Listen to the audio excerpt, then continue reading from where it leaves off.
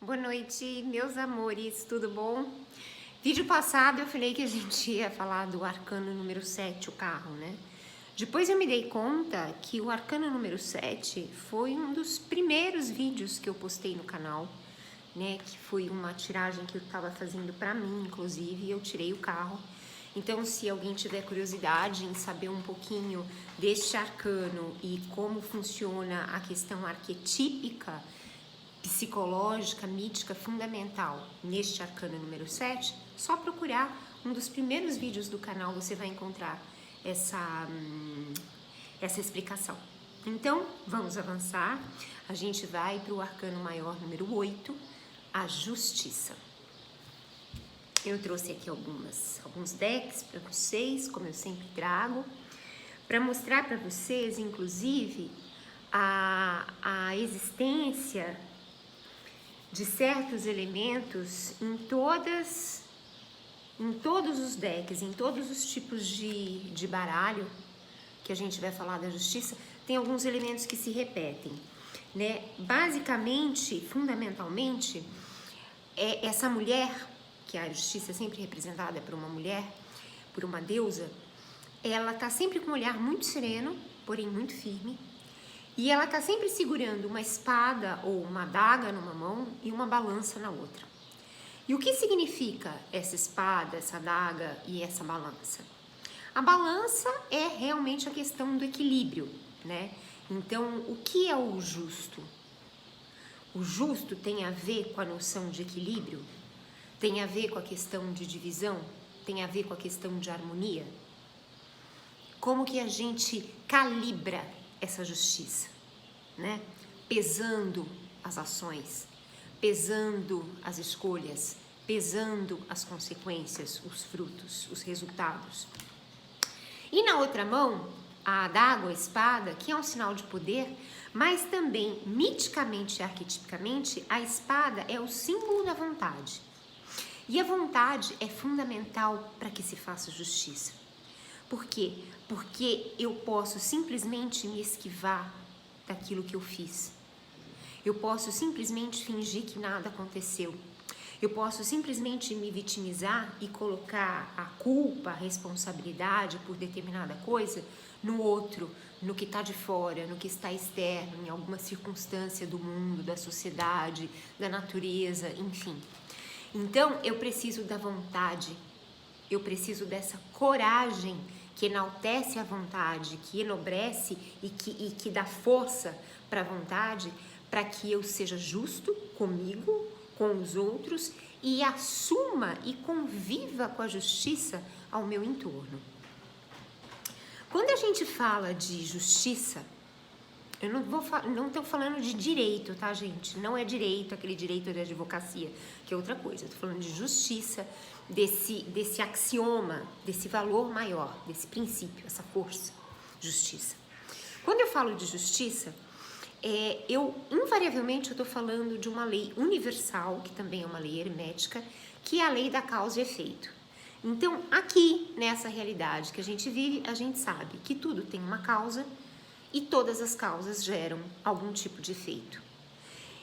Isso significa para mim, o que isso implica no meu mundinho, no meu jardim, no meu quadrado? Implica que se eu estou passando por uma determinada situação agora, se eu estou vivendo uma determinada experiência agora, se eu estou sentindo uma determinada emoção agora, mesmo que de uma forma inconsciente, eu contribuí, eu provoquei, eu plantei lá atrás. Então, quando a gente fala de justiça, a gente não fala do que a gente quer. Não é justo ter o que a gente quer. Não é justo ter o que a gente deseja. É justo ter o que a gente merece. E merece em termos de plantio e colheita. Eu sempre falo muito essa questão do plantio e da colheita, gente, porque é fundamental, principalmente no processo terapêutico, que a pessoa se engaje, se invista da responsabilidade pela vida dela. Porque não tem como fazer uma terapia de uma forma eficiente se o meu analisando, se o meu cliente, se o meu paciente, se a pessoa que está sentada na minha frente, continua se colocando no papel da vítima. a vítima, a vida vai estar sempre sendo injusta, essa balança vai estar sempre desequilibrada.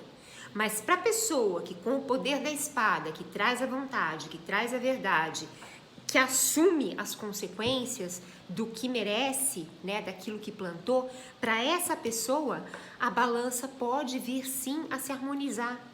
Uma hora vai pender para te prejudicar, mas tudo bem, você, não vou colocar você mereceu, mas você precisava passar por aquele aprendizado para acrescentar na sua vida, no seu repertório, determinada lição. Você precisava passar por aquela vivência para ter aquele aprendizado, para ter aquela sabedoria, tá? E numa outra hora, essa balança vai pender de forma positiva para você. Por quê?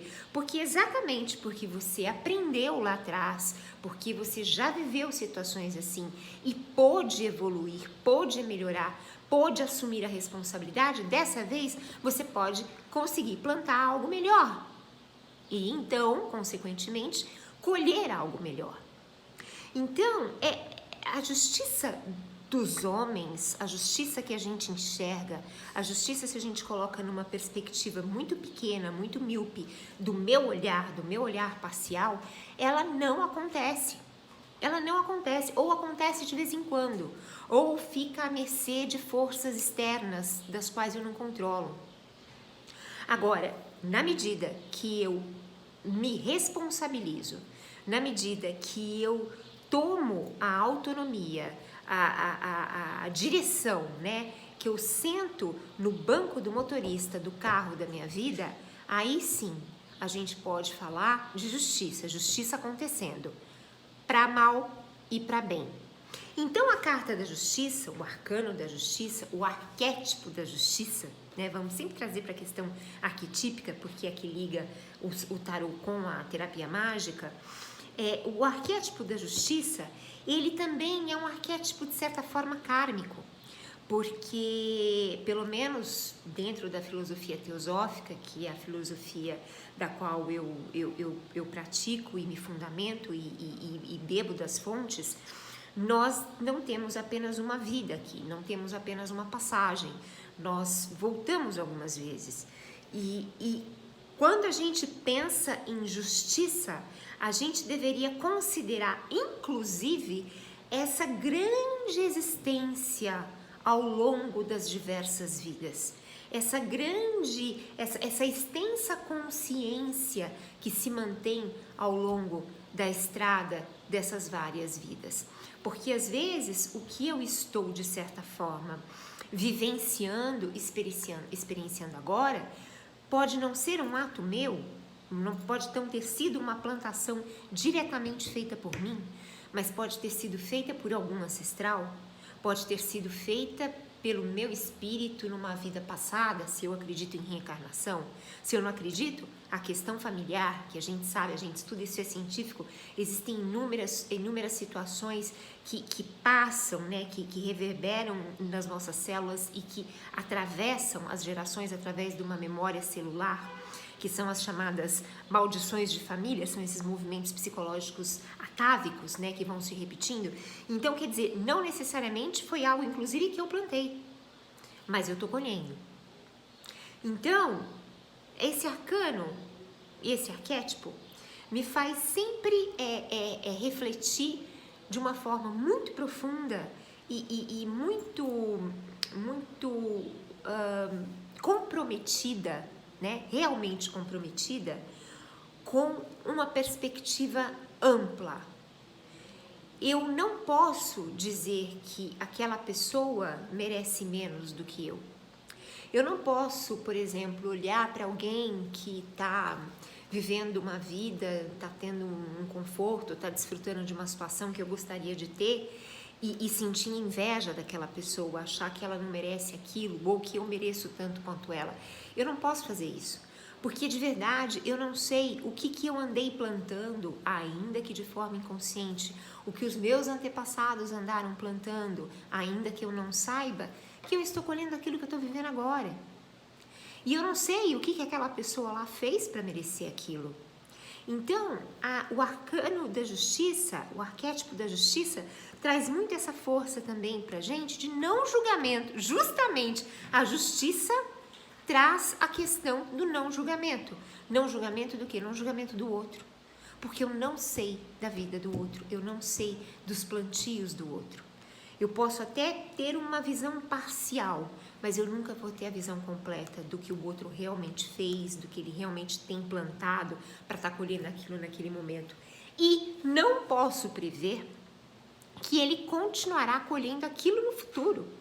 Pode ser que uma hora, e sempre acontece, a roda vira e ele começa finalmente a colher os frutos podres, digamos assim, das ações negativas que você está vendo ele fazer agora. Então, o tempo é uma criação humana, mas quando a gente coloca numa perspectiva espiritual, numa perspectiva divina, quando a gente transcende a questão da matéria e vai para o quântico, vai para o metafísico, a gente compreende que não tem tempo. Não existe passado, presente e futuro, tá tudo acontecendo ao mesmo tempo. Então, pode ser que eu tô bem aqui, mas dependendo do que eu tô fazendo aqui, ali eu não vou estar bem. Então, há que se flexibilizar com relação ao julgamento que eu faço do outro. E há que se comprometer muito com o julgamento que eu faço de mim mesmo. Na Cabala, no alfabeto hebraico, a justiça é a letra Het, que é o número 8. O 8 é o número do infinito. O Het o Rupar, é o portal, é a choupana, é aquele lugar do qual eu atravesso e transcendo para uma oitava acima, sempre vou para um nível superior. E isso também tem muita relação com a justiça, porque quando eu compreendo essa justiça correta, tá? Essa que a gente está tratando aqui na minha vida, aí sim eu consigo sair do papel de vítima, eu consigo ver tudo que eu aprendi, consigo colocar aquelas ferramentas de verdade à minha disposição e criar a partir dali, a partir da sabedoria que eu adquiri ali, da consciência que eu estou tendo ali, um futuro novo, um futuro diferente. Eu posso mudar a minha história. Então, eu posso sempre elevar a uma oitava, né? Eu posso sempre subir a minha nota uma oitava acima. É por isso também que existe essa correspondência tão bonita, não por acaso, né? A gente já falou de sincronicidade em vídeos para trás, entre o Het 8 e o arcano número 8 da justiça. Isso é o que eu queria trazer para vocês. Se vocês tiverem alguma dúvida sobre esse arcano, esse arquétipo, ou qualquer outra dúvida, você sabe como me achar.